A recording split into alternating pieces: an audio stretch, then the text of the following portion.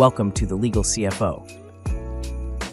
Welcome back to the show where clarity meets profitability. This is the Legal CFO with Ryan Kimler, the founder of Net Profit CFO. If you're a law firm owner looking to get a handle on your finances, grow your bottom line, and finally take control of your numbers, you are in the right place. Each episode, Ryan breaks down the business side of law with straightforward strategies to help your firm run smarter, earn more, and scale with confidence. My name is Kevin Rosenquist, and today we're talking about what really causes revenue plateaus and how to use your numbers to push past them. Ryan, welcome back. Yes, thank you for having me, and excited to dive into this today. I know this will be a very good one for a lot of our listeners. I mean, everybody wants to have a growing law firm, right? I mean, that's the trend. You want to be growing. That's better than not growing. So I would guess most people want that. So what happens? So when a law firm's revenue does stop growing, what's usually hiding behind that stall from a CFO's perspective? Yeah, I think a couple things. Number one, what you were doing in marketing that got you to the place that you are today will not get you to the next stage. That's number one. And number two, a lot of times the people that you're working with that got you to the place that you are today maybe won't get you to the next stage either. Mm-hmm. So a lot of times you've got to make some pivots, make some changes. And it doesn't necessarily mean scrapping everything and starting over. But a lot of times we've got to add to.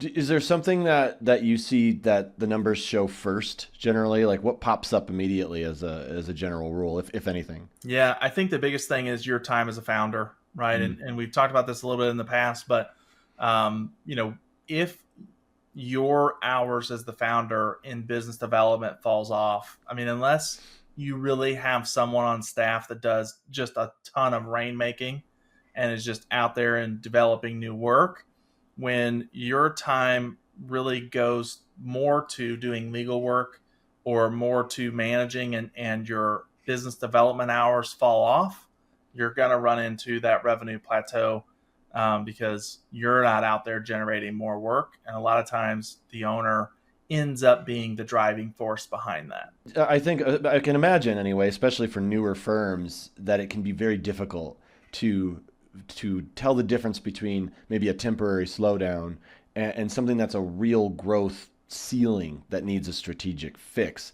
How do you recommend people sort of, recognize the difference between the two?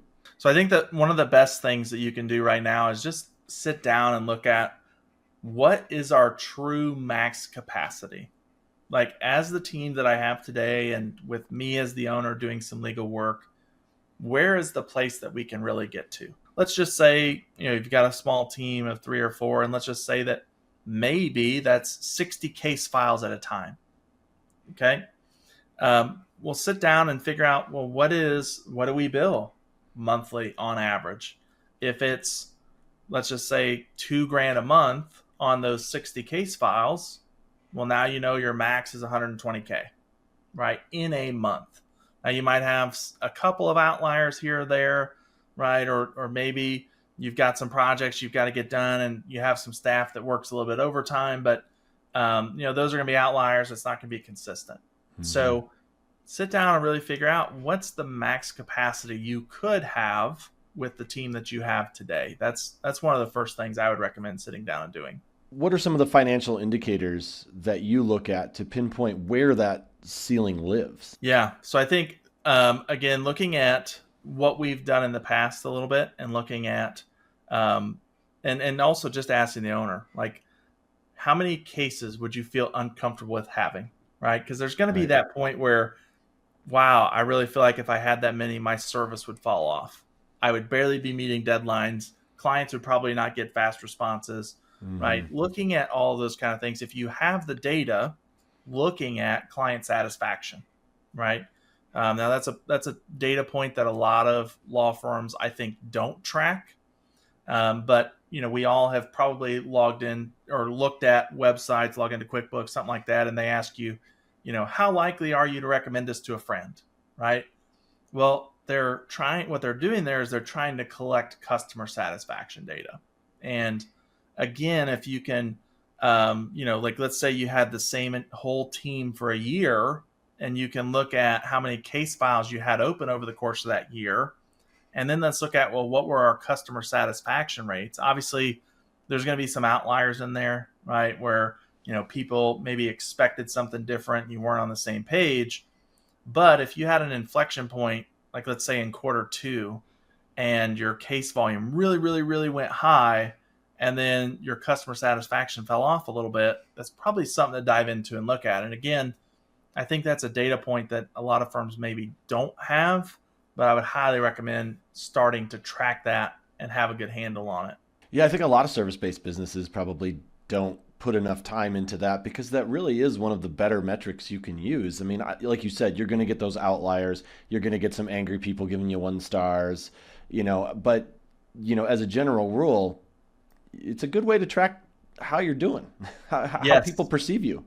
Yes, and throughout the process as well, right? Not just at the end. Maybe, obviously if you're a lawyer and you get a great case result for your client, yeah, by all means, if you ask them to write a review that day, I'm sure it's going to be, 5-star and they're going to rave about you. But how was it through the process, right? Were you responsive? Was it as expected? A lot of times, there can be just some mismanagement in the data there. I attended CLIO conference recently, and one of the things we looked at was the Legal Trends Report. And something like 75% of attorneys, thought that their clients were happy with email communication. And in reality, there was like 40% of customers that were surveyed that wanted to have a phone call or wanted to meet face-to-face. And so wow, sometimes just something small like that, not understanding, how your clients really want to best communicate. I highly, highly recommend, and I'm kind of paraphrasing here, those might not be the exact percentages, but it was just way, way off, right? They were not on the same page. And I highly, highly recommend to all my listeners, go pick up the CLIO Legal Trends Report. Probably don't read the whole thing, but scroll through, hit some highlight points, because they always do a great job surveying some firms and then also surveying some clients. And the data that they put together is very interesting. Yeah, that is wild. Talk about a disconnect, right? Yes. Huh. Yeah, that's a good thing for any business to think about. Like, make sure you know how your clients like to communicate. For sure. Yeah. So I think I could see it being sort of a tempting idea to just try to market your way out of a plateau.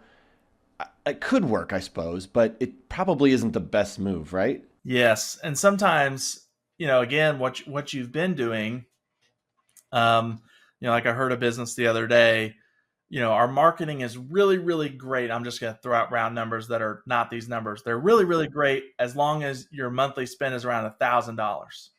When we go to 2,000, well, then our conversion rate really drops off and we don't get a good return on investment. Well, I see that a lot. And that means you really don't have a proven marketing process, right?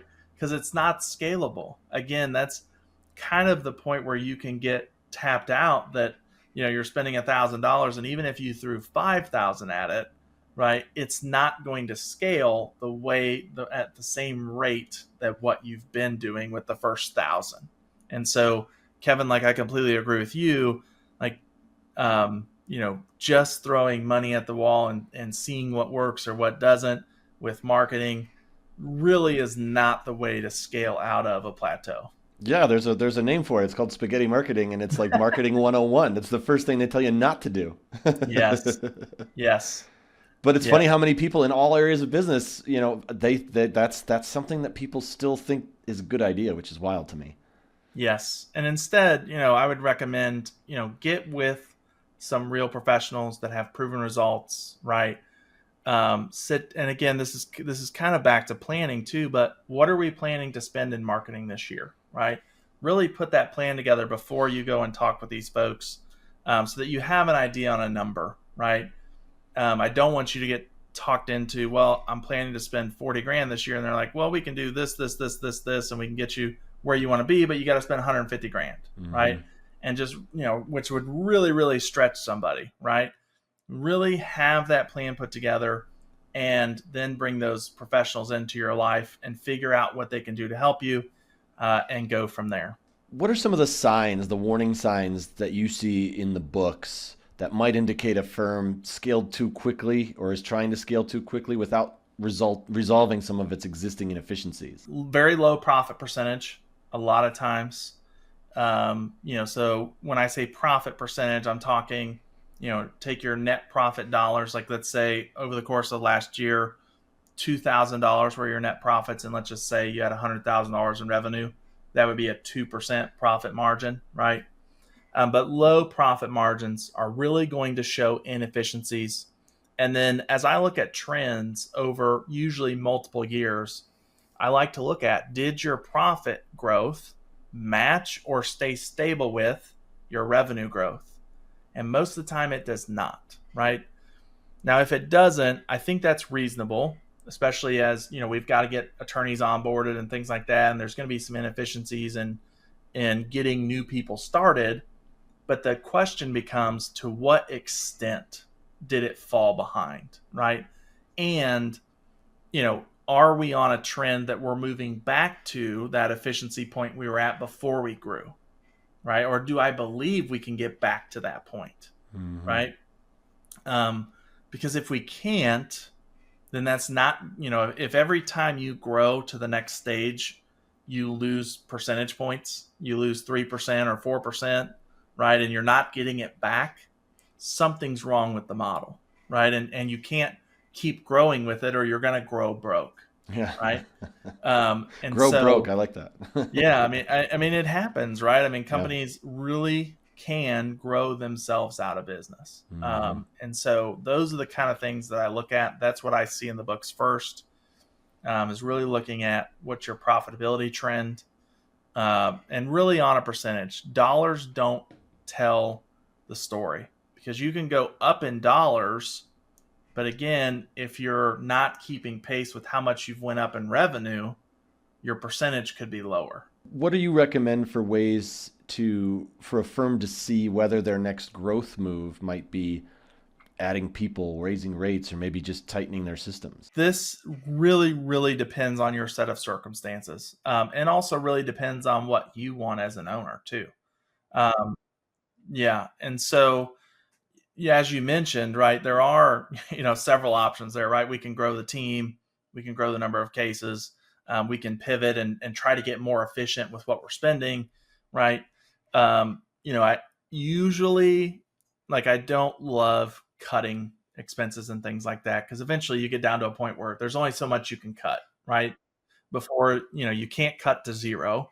And so I really look at, can we make the team more efficient? Is there technology that we can bring in that makes us more efficient? Are there processes that we can put in place? Let's make sure we have an efficient business first and a percentage that we're happy with, right? And then we can look at growing the team. And let's also make sure, that we've ran that efficient business for a little while and we've banked some cash, right?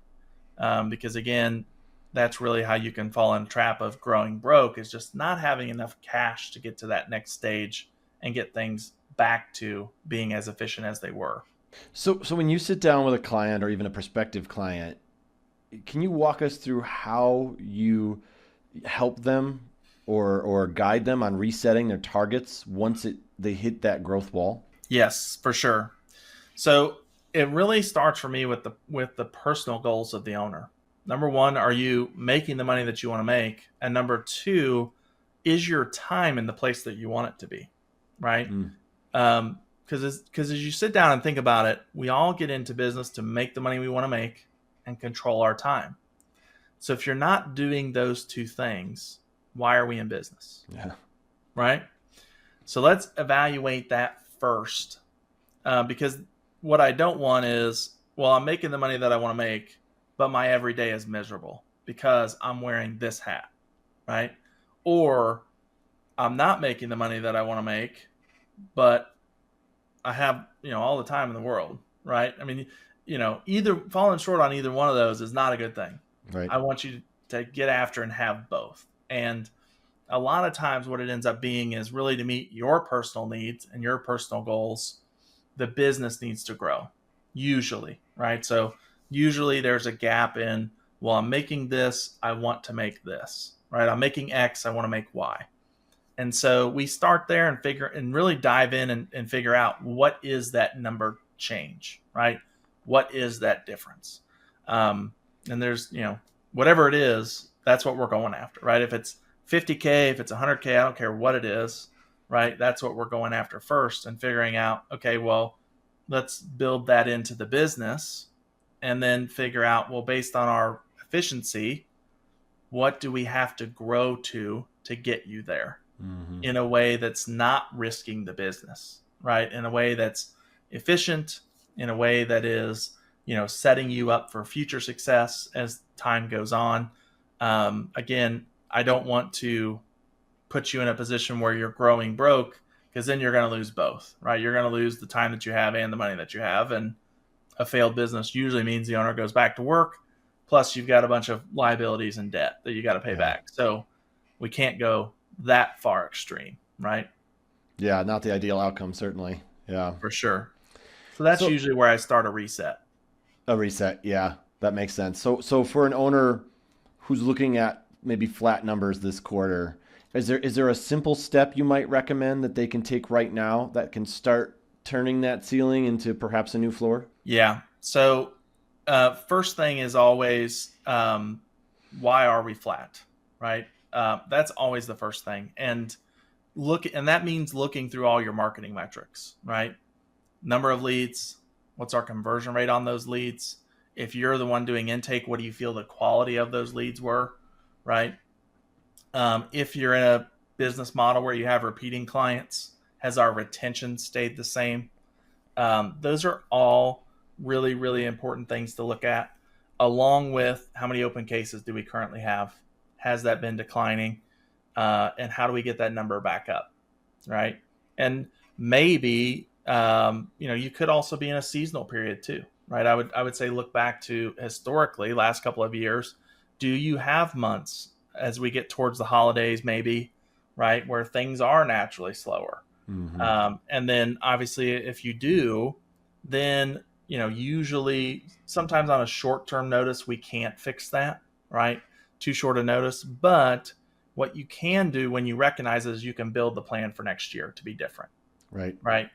And really ramp up beforehand and just be prepared for that time period that you're down, right? Those are some of the things that I would start looking at and start doing. I think that's great advice. I think it sounds like a great place to start. All right. Well, that's it for us today. Thanks for watching The Legal CFO with Ryan Kimler. If you're ready to get financial clarity for your law firm, visit netprofitcfo.com. And don't forget to like, follow, and leave us a review, because the more you know, the more you grow, and you don't want to grow broke. Right, Ryan? That is right. Yes. Right. Don't grow broke. Thanks, Ryan. Great to have you. Thank you. Thanks for watching. Be sure to hit that like and subscribe button and leave us a review in the comments.